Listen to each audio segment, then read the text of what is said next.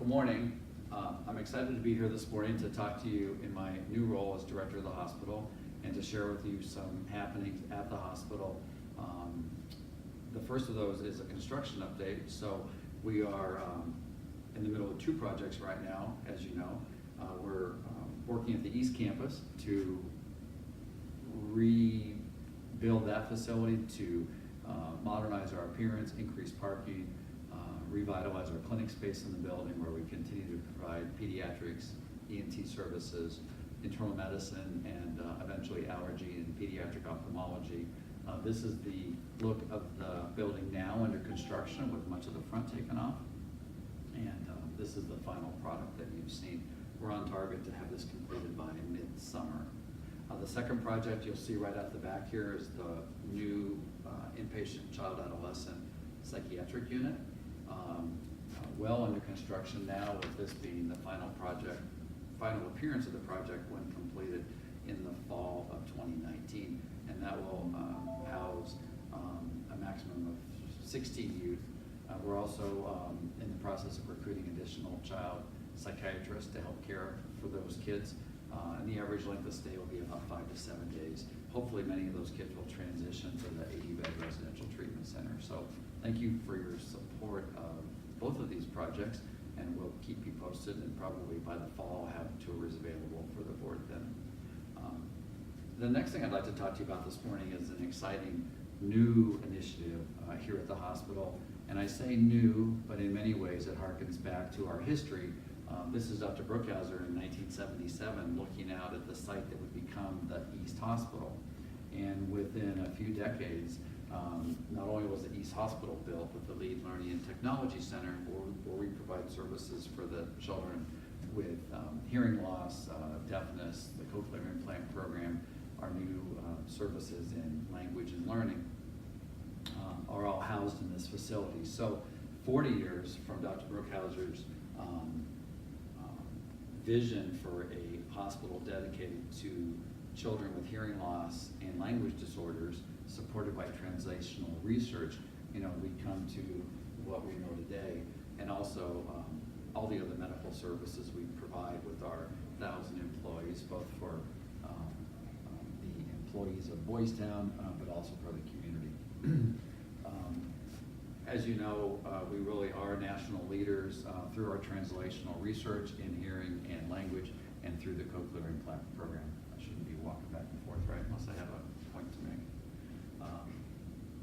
So here we are now in nearly 2020, when we much better understand that those disorders that were studied by the hospital 40 years ago involving hearing loss and language are really neural disorders and brain processing problems. So we address those in a number of ways, but I think we now have an opportunity to really expand our services in neuroscience as we see so many of the things that we do at the hospital, whether it's our hearing programs, pediatric ophthalmology, research, the work in language and learning. So many of those services are really revolved around neuroscience.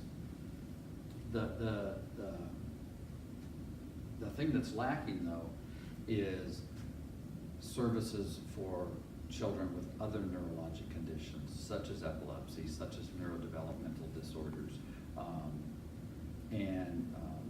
That's a place where I think we have an opportunity in the future to make an impact. The need is clear, and the need is desperate and immediate.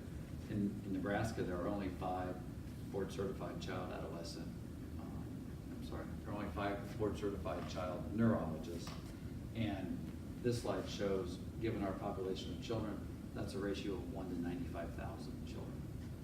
We're actually at the bottom of the states that surround us, and really near the bottom in the country for availability of child neurologists to take care of children with neurologic conditions.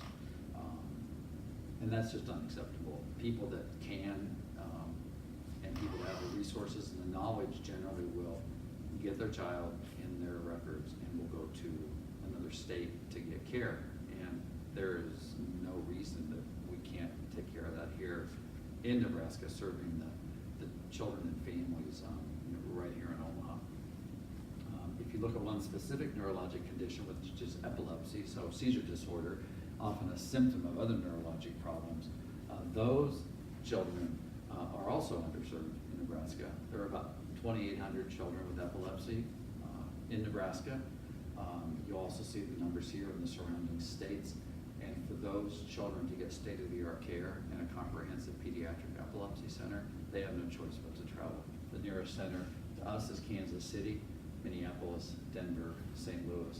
Clearly, that's a hardship on families, and for children who may need frequent follow-up, it's unacceptable. So we can do better. I'm absolutely convinced we can do better. And through the neuroscience initiative that we have embarked upon here at the hospital, and I'm here to update you on today, we intend to do that. So I've broken down our neuroscience initiative, and I'm calling it an initiative deliberately because it's not an institute, it's not even a building at this point, but it certainly is a concept that we think has merit and strength, and I'd like to explain that to you a little bit more, telling you about how we will build on our existing resources as we grow this, not only at Boys Town, but for the community and for the region. Neuromedical is what child neurologists do. So seeing children with neurologic conditions, that could be epilepsy, it could be developmental delay, it could be headaches, all kinds of problems children may need to see a neurologist for. If you have a child now in Omaha who needs to see a neurologist, you'll wait 6 to 8 months, and that's just unacceptable. Neurophysiological, this is a little more specific medical analysis and medical evaluation of children with seizure disorders or even behavioral problems, sleep problems, other kinds of problems that arise in the brain that can be monitored physiologically, usually with our video EEG shown here. And we actually have the capability to do that right now on our inpatient unit. So we have a full-time EEG tech, we have the equipment, we have the monitoring. We just need the doctors who can analyze those studies and help those kids. Neurosurgical, we have had a pediatric neurosurgeon on our staff for the past 5 years, Dr. Mark Puccioni. He has done cases, particularly when we did have more neurology coverage here at Boys Town, and a surgery called a vagal nerve stimulator, which is a bit like a pacemaker to help control seizures. Now he would like to come and do more with us, and so that's a great opportunity that we think we can work into this neuroscience initiative to better serve children and families. The other thing is, you think neurosurgical and you think brain surgery. Well, not always. The lower picture here actually shows a child being prepared for a spinal cord untethering, which is actually a relatively small incision at the base of the spine that frees up scar tissue in the spinal cord and helps kids who have bowel and bladder problems and movement problems. So not an uncommon problem addressed by pediatric neurosurgeons. And the top picture is just to show you that, like many other surgeries today, much of the brain surgery that's done has become non-invasive. So just like you have your gallbladder now taken out through a scope rather than a big incision, you can have your aberrant neural pathways treated through a scope or a laser. It's still surgery, but it's not the brain surgery most of us think about. So that's an exciting opportunity for us. Neurobehavioral, we're already all over this. We have the 16-bed unit opening in the fall, as we discussed, and we have our 80-bed residential treatment center. And then, of course, all the outpatient services and the in-home and the psychological services based with youth and family services. So those are in place and ready, and we anticipate those continuing to grow stronger as part of this neuroscience initiative. Neurosensory, this is also something we're already doing with 11 ear, nose, and throat doctors, with 4 pediatric ophthalmologists. They have busy clinics, they're busy in surgery, they take care of lots of kids and families, and we really see an opportunity as we surround their services with other aspects of neuroscience to grow that and continue to take good care of the children and families that we serve. Neurodiagnostics, this is the MRI unit that you have seen, our 3T MRI just down the hall. We use it during the day for clinical studies. It's a great magnet, it takes great pictures. It will very well support this neuroscience initiative. And then we use it in afternoons and evenings for the functional MRI research that Dr. Blair does. So it's a good use of a piece of capital equipment already in the facility and working. So that's great. Other neurodiagnostics we also pretty much have here: EEG, video EEG, CT scan, ultrasound. So many things to support neuroscience. We will need to continue to grow this as the technology grows, and we're ready to do that. And then finally, research. So the history of the hospital, all the way back to Dr. Brookhauser, was to support clinical programs with translational research, and we continue to do that today. So that is through our hearing research, our language learning research, and as shown here through the functional MRI studies that Dr. Blair does. We're actually looking to expand that now into more early childhood research using new modalities that work better on little kids who can move around while their brains are being studied. And we look forward to continued discoveries and really making an impact on the work we do here at Boys Town and fulfilling our mission of changing the way America cares about children and families. So I'm going to actually put this slide in as just a conclusion slide and then a question slide, so they aren't thinking of questions while I'm concluding. And I was actually just kind of writing up a conclusion this morning. But what I want to say, so in conclusion, I don't know if that's a walk forward, but is that a walk forward? Can be. Right. So I'd like to sum this all up for you today with a quote, which is that a vision without a plan is a hallucination. And I'm here to assure you that we have a vision and we have a plan, and we will change things in Omaha for children who have neurologic conditions.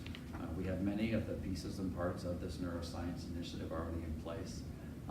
What the future holds for us right now is assembling a great team of great people who can continue to help us grow these services and take care of these children and families.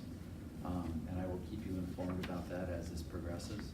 Our goal by next summer is to have, and I may have more to say about this by the time of the board meeting, but our goal by next summer is to have a director of the program in place and 3, maybe 4 child neurologists, including epileptologists. And by next summer, we'll be ready to start to see kids and serve families. So we'll keep you posted on the progress of that. I see this as a great opportunity both for the hospital and really an opportunity to fulfill a pressing community need and to continue to fulfill the vision of both Father Flanagan and Dr. Brookhauser to continue to work with children and families and to change the way America cares about children and families.